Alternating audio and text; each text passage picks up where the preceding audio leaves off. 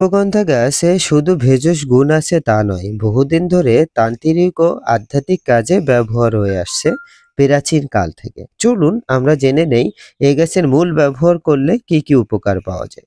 আপনি যদি রাতে ঘুমান, ঘুমের ভিতরে যদি ভয় পান বা ঘুমের ভিতরে লাফিয়ে ওঠেন বা আপনার বিভিন্ন রকম সমস্যা হয়, জিন ভূতের কারা আপনি ভয় পান, আপনার ভূতে আসর করে রেখেছে, এই সব বিষয়ে এই গাছের শিকড় কাছে রাখলে এই সমস্যাগুলো সমাধান হয়ে যায়।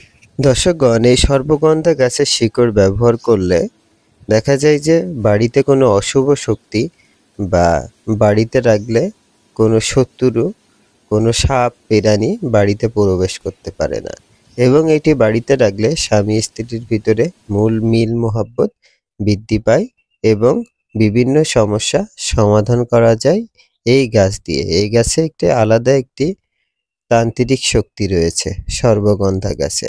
বিশেষ করে যেসব মহিলাদের বাচ্চা হয় না, তাদের জন্য এই সর্পগন্ধা গাছ খুবই উপকারী।